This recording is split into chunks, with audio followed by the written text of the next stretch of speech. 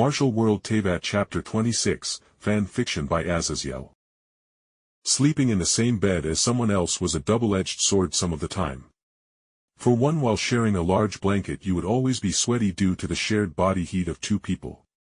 Secondly, when you were sleeping beside someone you weren't in any form of intimate relationship. Things could be awkward when natural things happened. So when I woke up with a bit of sweat on my body as my arms were wrapped around a soft warm form, I just squeezed Keqing in my arms as my heavy eyes remained closed. But as my brain fully woke back up I realized that it was Keqing in my bed. Keqing only once slept beside me, and that was the first time I was trying to sleep outside with that ghost woman outside fighting monsters during the night. So she used a large pillow to separate us so she could smother the sounds of horror coming from outside. I slowly opened my eyes and yup, my eyes saw Keqing's purple hair that was down straight instead of inside of her normal elaborate braids and little hair horns that almost looked like cat ears. Do I scream and blame this on her? Do I do the guy thing and just not talk about it? Ugh, this is confusing. I thought as I let go of Keqing, but as my arms came away from her form, her lethargic voice spoke up. You are halfway to foundation establishment in the cultivation path, and as our bodies were touching you were able to enhance your own life force with my guidance as you slept. So you are a little less than halfway to the first level of martial artist in marrow tempering. I blinked as I slowly sat up as Keqing got up as well with her back to me. But I just experimentally flexed my hands and I could feel a well of inner strength that was my martial arts accumulation having enhanced my body by a good level. While I could also feel my golden path forming the first level of its pyramid with the accumulated spiritual energy I had gotten from the spirit stones I had been absorbing for the last couple of weeks, along with Keqing acting as a filter last night. I shook my thoughts out of my head as I looked at Keqing's back, and then I noticed that her ears on the end were pink, so I smothered a wry smile as I knew Keqing was embarrassed. But still I took a breath and said honestly, "Thank you, Keqing, you have been just wonderful to me and helping me so much."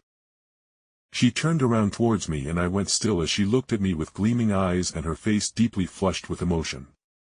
I am doing my best. Does Keqing like me? I thought as she sat there, obviously unable to say what she was trying to get at. I myself was a bit iffy, as you could say, as I was well aware of how strength-based this world was. Keqing was a genius martial artist with a vision and going to likely be one of the pillars of Liu, matching Yalan and Ningguang. I barely had any cultivation or inner strength. No, I was a genius who with a wave of his hands could throw out countless resources. I was the worthless prodigal young master, damn it. But I wasn't so indecisive. If a woman literally climbs into your bed, then that should really be an indication of her feelings for you, especially when she puts her life on the line to protect you and help you in any way to get stronger. I took a breath and then, like a band-aid being ripped off, I stated firmly as I gently took her hands into my own. Keqing, I like you, and I want to be more than friends.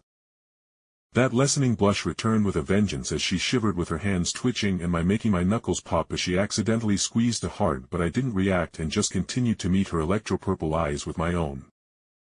Slowly Keqing nodded and her eyes shifted from mine as she looked at my chest and said softly under her breath in almost a squeaky voice, I also like you as well, and I want to see where my feelings go. We both looked down at our conjoined hands with Keqing gently squeezing mine, and I matched her in squeezing our hands together before I shifted out hands so that our fingers intertwined between one another. Our fingers slipped between the others, with her smaller feminine hand slipping between my calloused hands from all the work I had been doing the last few weeks. A shy smile crossed Keqing's face as she traced her thumb across the side of my right hand before she spoke softly under her breath. Your hand. It's bigger than mine, it feels like I have filled my hand with my ki even just holding your hand. I exhaled in relief at how accepting she was, and I gave her hand a final squeeze as I spoke.